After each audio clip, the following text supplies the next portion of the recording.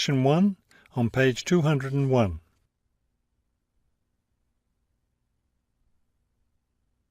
Section 1. You will hear a woman and a man talking about their work at a library.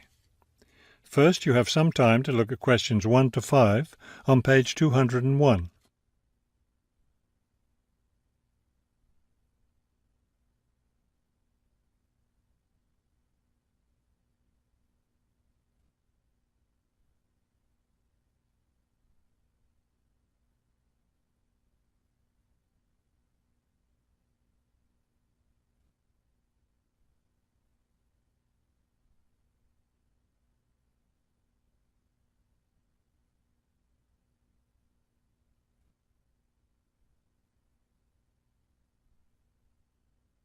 You will see that there is an example that has been done for you. On this occasion only, the conversation relating to this will be played first. Hello, I'm Mrs. Phillips, the head librarian. You're the new library assistant, aren't you? Yes, I'm Robert Haskell, but please call me Bob. The woman introduces herself as the head librarian, Mrs. Phillips, so the name Mrs. Phillips has been written in. Now we shall begin. You should answer the questions as you listen, because you will not hear the recording a second time. Listen carefully and answer questions 1 to 5.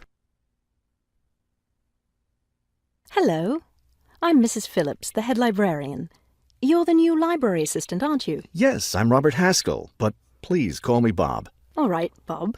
Let me take a few minutes to explain how the library works and what your duties will be. First, the library opens at 8:30 in the morning, so naturally we expect you to be here and ready to work by then. Of course. And you can go home at 4:30 when the library closes. Now, let me explain where everything's kept. It looks like here on the ground floor is where the reference books are. Yes, that's right.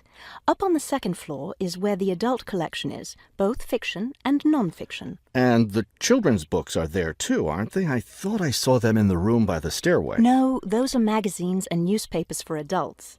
Children's books are up one more flight on the third floor. We'll take a look at them later. Let me show you how we organize our work. Do you see that brown book cart over there? The one by the door? Yes, that one. Those books have been checked in and need to go back on the shelves. Okay, so the brown book cart has books to reshelve. What about this black cart by the desk? Those books have torn pages or damaged covers. They're all books that need to be repaired. Okay, I know how to do a lot of that. I'm pretty good at mending torn pages and covers. That's great, because we really need help with that. And that white cart in the corner, what are those books for? Those are old books that we've taken off the shelves to make room for new ones. We sell them as used books to raise money for the library. So they're all ready to sell? Yes, that's right. So now you know what to do with the books in the carts. Let's talk about our activities schedule. Before you hear the rest of the conversation, you have some time to look at questions 6 to 10 on page 201.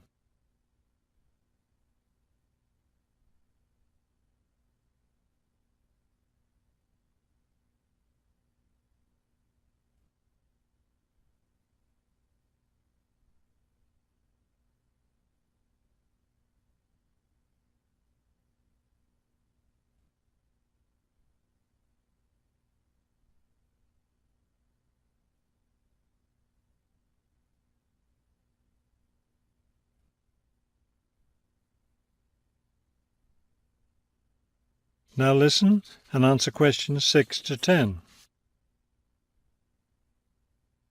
I understand this library has a number of interesting activities every week. Yes, our activities are quite popular. The most popular one is story time for the children. Do a lot of children show up for that? Yes, a good many. It takes place in the children's room on Thursday mornings at 11. Isn't there a family movie night too? Yes, but it's not at night anymore. We used to have family movies on Fridays when the library is open until 9, but now we have a different activity at that time, so we had to switch family movies to the weekend, Saturday afternoon. How much do you charge for the movies? They're all free. The movie always starts at 2:30 in the reference room, but you don't have to worry about that since you don't work on weekends. And what takes place on Friday evenings? We've just started a weekly lecture series. We have a different speaker every week, and the lectures cover all different kinds of topics. That sounds like something I'd be interested in attending. Good, because we'll need your help with that. You'll be working Friday evenings, and one of your duties will be to set up the meeting room on the first floor for the lecture. What time will you need that done? Let's say by 6:15. The lecture starts at 6:30, and the room needs to be ready well ahead of time. A lot of people arrive early. Maybe I should have the room ready by 6? That wouldn't be a bad idea. Okay, why don't I take you upstairs and show you the rest of the collection? That is the end of section 1. You now have half a minute to check your answers.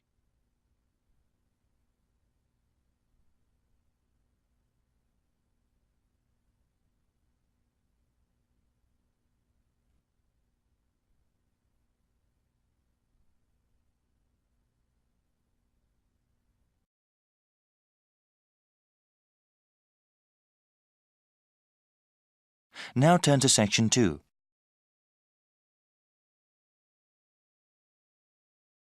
Section 2.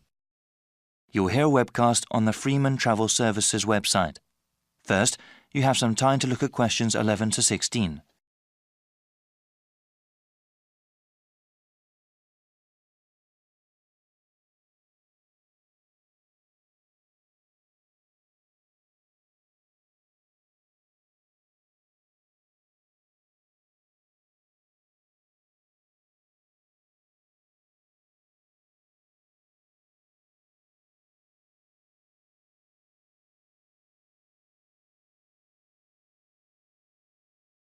Now listen to the first part of the webcast and answer questions 11 to 16. Welcome to the Freeman Travel Services website. We appreciate your visit. Please listen to this introductory webcast for general information. You can click another link at any time. For webcasts in other languages like Spanish or German, please click on the links above the media player. From this website, you can access audio information on our latest travel offers. If you have already made a reservation with us previously and would like to check on its status, please click on the reservations link in the upper right-hand corner of the page. We also have information regarding our new line of Extreme Tour packages. Thank you for choosing Freeman Travel Services as your guide. This webcast will explain our recently developed line of Extreme Tour packages. These special vacations were made for those with adventure in mind. We have already gotten awards from a highly regarded travel agency association for these tours. Here at Freeman, we want to help you create memories that last a lifetime. These are not your everyday ordinary tour packages.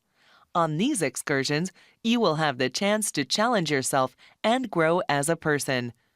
How many other travel agencies can claim to help you do that? We currently offer extreme tours on 3 different continents. In South America, we have programs in Brazil, Peru, and Argentina. In Southeast Asia, you can go to Thailand or Vietnam. Finally, we just recently started selling spaces for tours in Australia. We also plan to offer more locations around the world in the coming year. Please check this website for future updates. There are highly trained people guiding you on every one of our tours. For those independent travelers, don't worry, there are plenty of opportunities available to explore on your own. Whenever you purchase one of our tour packages, we do our best to accommodate you. Round-trip airfare to your destination is included, along with any accommodation and transportation needed in that country. We don't include food or any sort of entertainment in the price. We know that our customers often want to discover these things by themselves. Before you hear the rest of the webcast, you have some time to look at questions 17 to 20.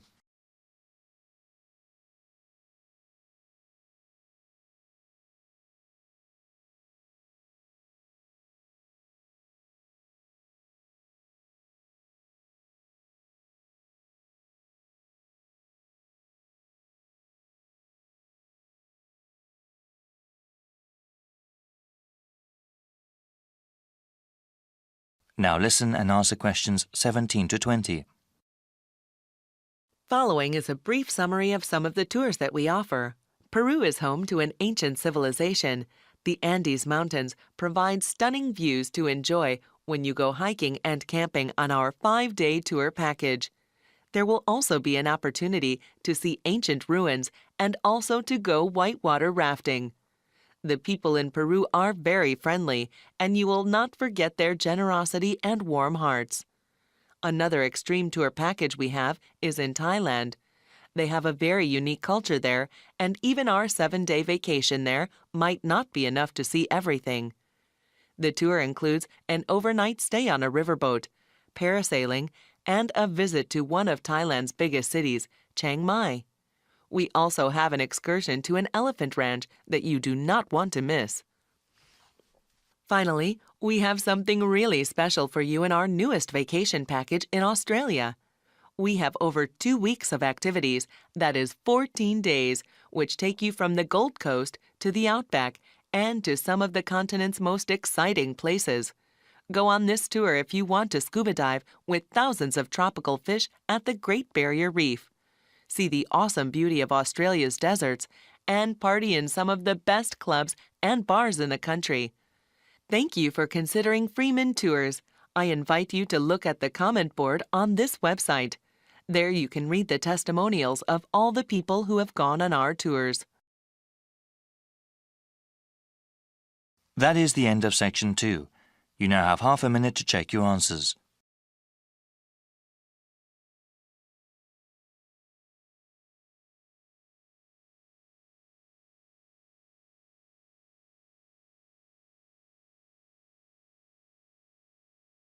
Section 3.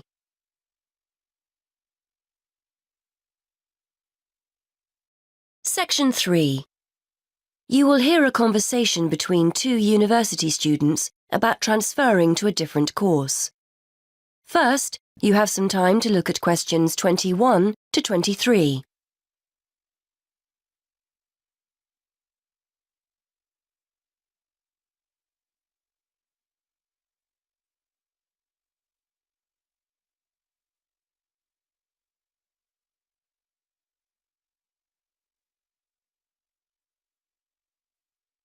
Now listen and answer questions 21 to 23. Hi, Graham. How are you doing? Hi Judy, I'm fine thanks, and thanks for popping round. I was hoping I could pick your brains about transferring to another course. Yes, I remember you saying you wanted to do something else. Are you planning on staying here, or are you looking to go to a different university? No, I'm happy to stay here. I just feel I need to do something else. How did you go about your transfer? You did History of Art originally, didn't you? That was the course I initially wanted to transfer to. I'd studied art at college and wanted to continue, but my parents persuaded me that English would be more useful, so I took their advice. But I really didn't enjoy it and tried to transfer to History of Art, but the course was full. Anyway, I spoke with the course tutors and they told me about the fine art programme. They thought I had the talent to do it, so that was that. Before you hear more of the conversation, you have some time to look at questions 24 to 26.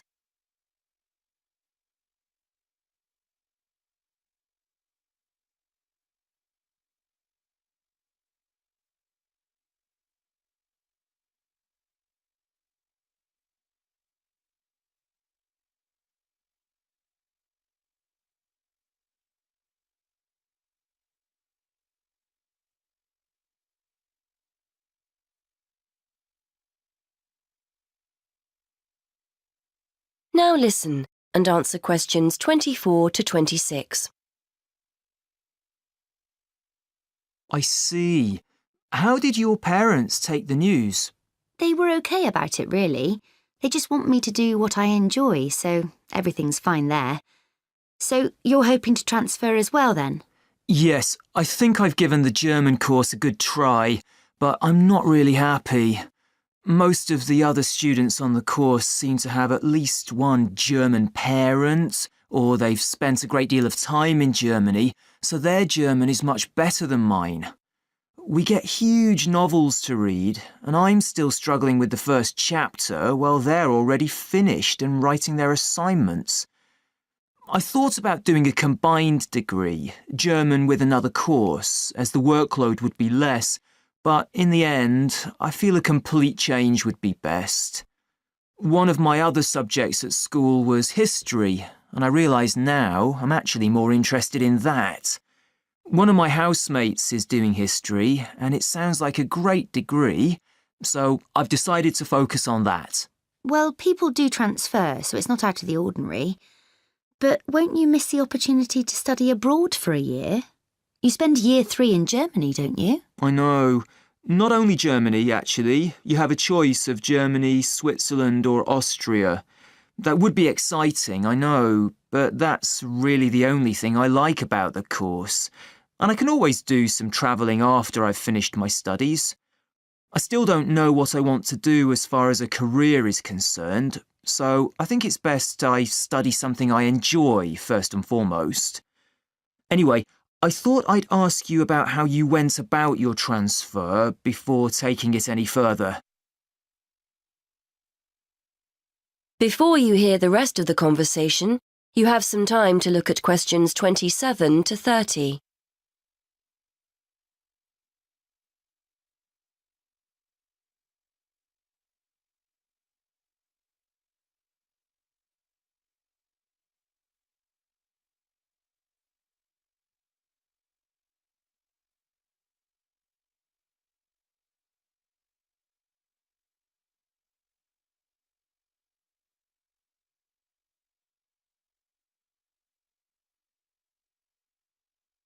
Now listen and answer questions 27 to 30. Well, the first thing you have to do is make sure you're clear in your own mind why you want to transfer. You'll need to persuade people that it's a good idea, so get your arguments clear. Then, I'm sure you've already done this, but check what the entry requirements are for history and whether you've got the necessary qualifications. They might be more flexible now you're actually here, but you need to show them you'd be able to keep up with your studies. Well, I've got history qualifications, so I'm hoping that won't be a problem. Who do I have to speak to? Well, they always tell you to speak with your course tutor first, in case there's a way of making the course you're on more appealing to you. But it sounds like you've definitely decided to get out, so I'd go to the careers service next, just to make sure there aren't any restrictions on transferring. It shouldn't be a problem, but it's best to check first. And then there's your funding. I'm no expert, but I would imagine this won't be a problem. German's a 4-year course and history is 3, so you could just start from year 1 next September. If the careers service think it's okay and there are no funding problems, go and speak to the admissions tutor in the history department, just to see if they're happy with your qualifications and if there are places. OK. Well, I'm hoping it'll be OK. I'm planning to transfer at the beginning of next year rather than halfway through this year. Yes, hopefully it'll be all right. If they accept you, it's pretty straightforward after that. It's not like you're going to another university. You just have to complete a form. I think it's called an internal transfer form. Your current head of department and the one for the course you're transferring to have to add their signature as well, and that's it. Well, thanks for that, Judy. I'd better start making my case for transferring, I suppose. That is the end of section 3. You now have half a minute to check your answers.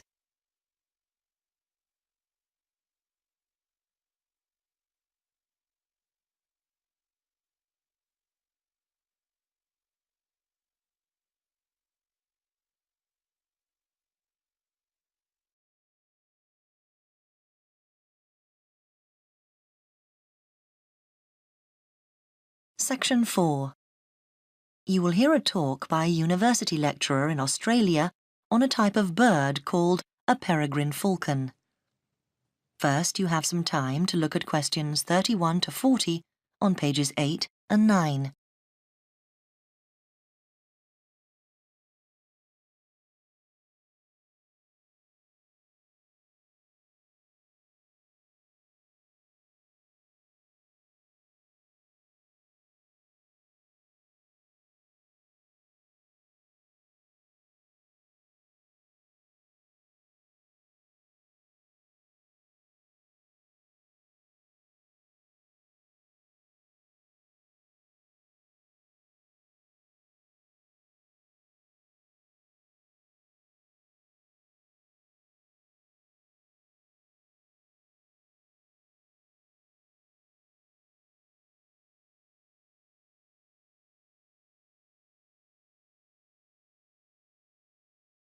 Now listen carefully and answer questions 31 to 40.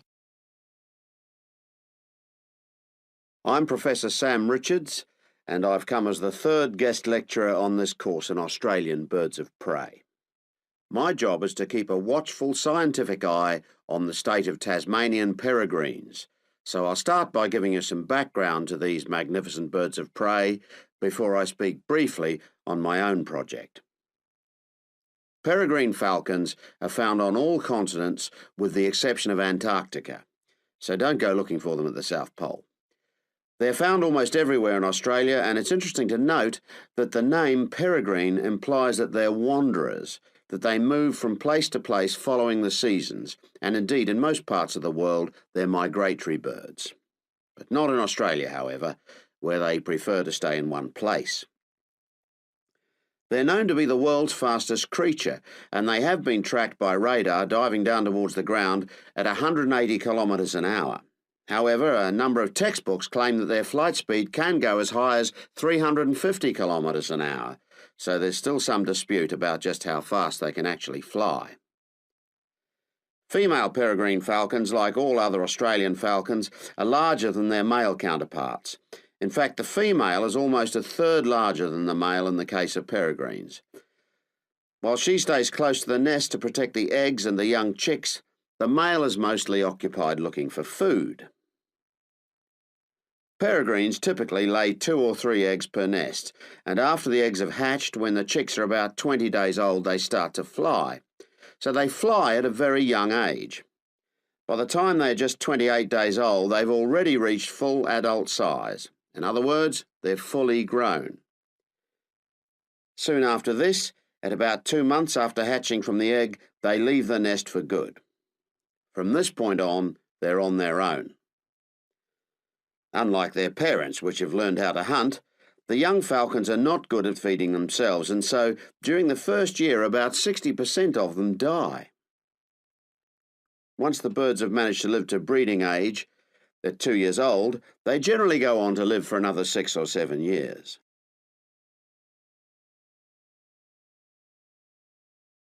When we come across nests with young chicks, the first thing we do is catch the chicks before they're able to fly. We have to catch them at an early age. We then attach identification rings to their legs. These rings are made of colour-coded aluminium, and they allow us to identify the birds through binoculars later in their lives. Thirdly, because we need to know how many males and how many female chicks are being born, we note the sex of the chicks. Noting the sex of the birds is a vital part of our research, as I will discuss later. The next thing to do is to take a blood sample from the chicks. We take the blood sample so that we can check the level of pesticide in their bodies.